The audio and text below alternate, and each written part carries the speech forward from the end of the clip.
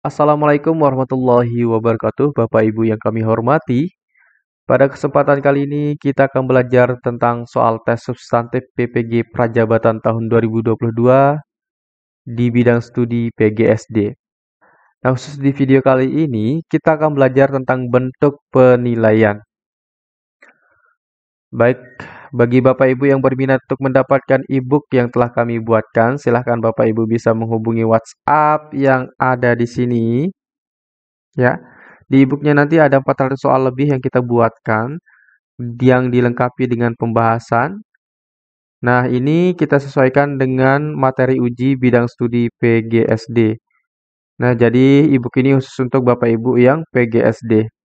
Nah, caranya nanti kalau Bapak Ibu melalui chat WA, silahkan bilang saja Kak pesan soal tes substantif ya.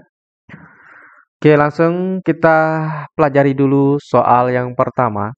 Dari banyaknya definisi atau batasan yang dikemukakan oleh para ahli, namun esensi dari pengertian penilaian portofolio adalah apakah A. Kumpulan hasil karya siswa, B. Rekaman hasil karya siswa, C. Rangkaian hasil karya siswa, D. Kumpulan nilai siswa, E. Kumpulan siswa.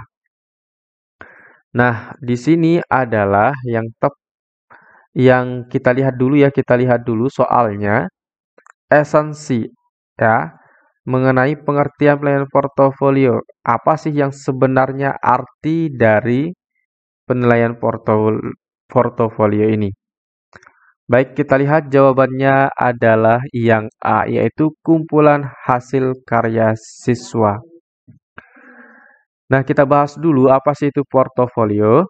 Portofolio adalah kumpulan hasil karya seorang peserta didik sebagai pelaksanaan tugas kinerja yang ditentukan oleh guru, oleh peserta didik bersama guru, sebagai bagian dari usaha mencapai tujuan belajar atau mencapai kompetensi yang ditentukan dalam kurikulum. Nah, di sini jelas bahwa portofolio itu merupakan kumpulan hasil karya, jadi bukan kumpulan nilai siswa, tetapi kumpulan hasil karya siswa. Itulah yang dimaksud dengan portofolio. Bukan rekaman hasil karya siswa, dan juga bukan rangkaian hasil karya siswa, dan juga bukan kumpulan nilai siswa, dan yang terakhir bukan kumpulan siswa ya. Oke, kita lanjut ke soal berikutnya Bapak Ibu. Bentuk penilaian yang digunakan untuk melihat kemampuan siswa dalam menghasilkan suatu karya tertentu merupakan observasi, wawancara, penilaian produk, D. Penilaian portofolio. Baik, kita pahami dulu soalnya. Bentuk penilaian digunakan untuk melihat kemampuan siswa dalam menghasilkan suatu karya. Nah, ini merupakan kata kuncinya itu menghasilkan suatu karya. Nah, kalau menghasilkan suatu karya berarti itu terkait dengan apa? Kita lihat jawabannya, yaitu yang C, penilaian produk. Nah, sudah sangat jelas ya. Oke, kita jelaskan dulu ya secara tertulis di sini. Penilaian produk adalah penilaian terhadap proses pembuatan dan kualitas suatu produk. Penilaian produk meliputi penilaian kemampuan peserta didik membuat produk-produk teknologi dan seni seperti makanan, pakaian, hasil karya seni, seperti patung, lukisan, gambar. Barang-barang terbuat dari kayu, keramik, plastik, dan logam. Penilaian produk merupakan penilaian terhadap keterampilan peserta didik dalam mengaplikasikan pengetahuan yang dimiliki ke dalam bentuk produk dalam waktu tertentu sesuai dengan kriteria yang telah ditetapkan, baik dari segi proses maupun hasil akhir. Penilaian produk dilakukan terhadap kualitas suatu produk yang dihasilkan. Nah, di sini penilaian produk itu, kalau penilaian produk pasti ada hasilnya, ada barangnya, ada karya yang dihasilkan. Itulah mengenai penilaian produk. Nah, di sini sudah sangat jelas ya hasil karya seni. Misalkan itu patung, lukisan, dan gambar. Jadi jelas mengenai penilaian produk itu atau menghasilkan suatu karya adalah penilaian produk. Kenapa kok bukan yang A? Nah, kalau A ini observasi artinya penilaian dilakukan itu oleh guru dengan cara mengamati. Nah, kalau wawancara itu ada tanya jawab secara lisan. Kemudian untuk penilaian portofolio itu sudah kita pahami bahwa penilaian dari kumpulan hasil karya siswa. Oke, itu ya Bapak Ibu. Berikutnya kita bahas soal yang di sini. Oke. Penilaian terhadap karya-karya siswa selama proses pembelajaran yang tersusun secara sistematis dan terorganisir yang dikumpulkan selama periode tertentu dan digunakan untuk memantau perkembangan siswa baik mengenai pengetahuan, keterampilan, maupun sikap siswa terhadap mata pelajaran yang bersangkutan merupakan apakah A. Observasi, B. Wawancara, C. Penilaian produk, D. Penilaian portofolio. Baik Bapak Ibu, kita lihat dulu soalnya ya. Nah, di sini yang pertama penilaian terhadap karya-karya siswa. Dalam proses pembelajaran tersusun secara sistematis dan terorganisir yang dikumpulkan selama periode tertentu. Nah, hasil-hasil karya itu dikumpulkan selama periode tertentu. Nah, hasil karya ini digunakan untuk memantau perkembangan siswa. Artinya, di sini sudah sangat jelas ya, apa sih yang diinginkan oleh soal ya. Berarti jawabannya adalah yang mana? Bapak Ibu ingat mengenai penilaian karya-karya siswa yang dikumpulkan selama periode tertentu. Arti kata lainnya adalah kumpulan hasil karya siswa. Nah, kalau saya bilang kumpulan hasil karya siswa, pasti Bapak Ibu teringat tentang penilaian, yaitu yang D, yaitu penilaian portofolio. Baik, kita jelaskan kembali mengenai penilaian portofolio adalah kumpulan hasil karya seorang peserta didik sebagai hasil pelaksanaan tugas kinerja yang ditentukan oleh guru atau oleh peserta didik bersama guru sebagai bagian dari usaha mencapai tujuan belajar atau mencapai kompetensi yang ditentukan dalam kurikulum. Nah, jadi jawaban yang benar adalah yang D. Baik, saya akan jelaskan kembali mengenai observasi. Nah, observasi ini penilaian yang dilakukan oleh guru dengan cara mengamati siswanya. Kemudian wawancara.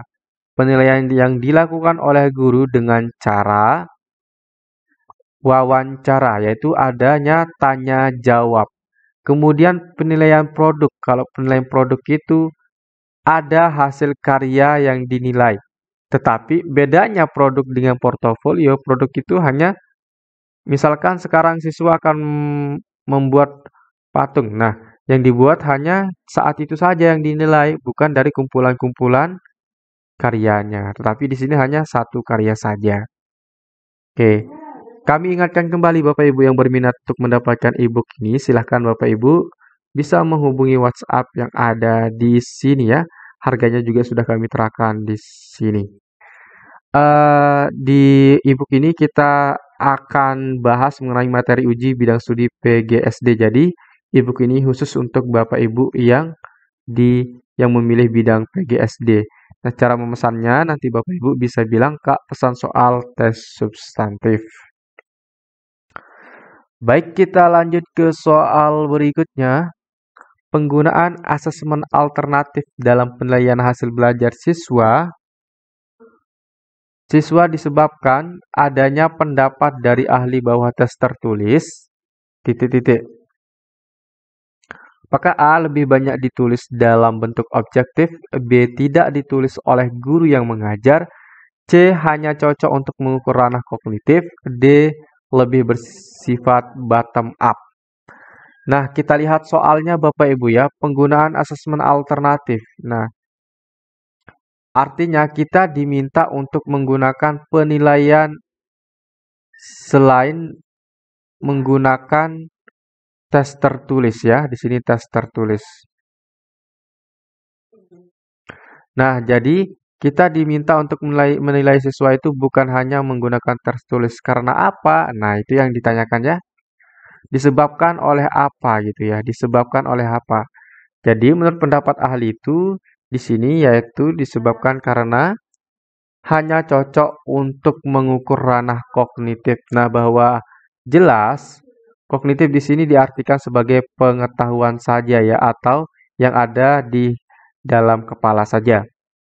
Nah, jelas bahwa penilaian tertulis itu yang diukur hanya tentang pengetahuan kita, penghafalan kita terhadap rumus-rumus, kemampuan kita menyelesaikan terhadap rumus-rumus. Ini bukan berarti ya, bukan berarti penilaian tes tertulis itu buruk ya. Tetapi agar secara menyeluruh kita itu menilai siswa. Nah, maka dianjurkan kita menggunakan asesmen alternatif lainnya. Nah, kalau yang A, kenapa tidak kita memilih yang A? Lebih banyak ditulis dalam bentuk objektif. Nah, di dalam tes tertulis itu bukan hanya bentuk objektif. Objektif ini diartikan misalkan dalam pilihan ganda itu adalah bentuk objektif. Nah, tidak hanya dalam bentuk pilihan ganda, tetapi ada isian terbuka, ada tes tertulis terbuka, ada tes tertulis terbatas. Kemudian yang B, kenapa kita tidak memilih B? Tidak ditulis oleh guru yang mengajar. Nah, bahwa yang menulis soal itu adalah guru ya, seperti Bapak Ibu yang pernah mengajar tentunya pasti soal itu ditulis oleh guru. Misalkan di dalam semester juga ditulis oleh guru, dirancang oleh guru, yang membuat kisi-kisinya juga guru. Berikutnya lebih bersifat bottom up. Bottom up itu dari atas ke bawah atau bawah ke atas. Bukan ya? Oke. Kita lanjut ke soal berikutnya. Untuk mencegah terjadinya jawaban siswa yang sangat beragam, tes uraian yang paling tepat digunakan adalah apakah A. Tes uraian bebas, B. Tes uraian terbatas, C. Yang sederhana, D. Yang sangat kompleks. Jadi, kita lihat dulu ya, kita lihat kata kunci dari soal ini. Di sini kita diminta untuk mencegah terjadinya jawaban yang sangat beragam. Bagaimana cara mencegah jawaban yang sangat beragam? Nah, maka tes uraian yang paling tepat agar jawaban itu tidak beragam adalah maka kita harus membatasi jawaban tersebut, membatasi soalnya. Maka di sini A yang benar adalah yang B, yaitu tes uraian terbatas. Terbatas itu artinya kita batasi jawaban siswa. Kalau bebas, ini namanya uraian terbuka. Kita membebaskan siswa menjawab dengan jawabannya sendiri. Yang sederhana ini bukan, yang sangat kompleks juga bukan. Nah, itu saja Bapak Ibu yang kita pelajari pada video kali ini. Semoga bermanfaat. Sekian, Assalamualaikum warahmatullahi wabarakatuh.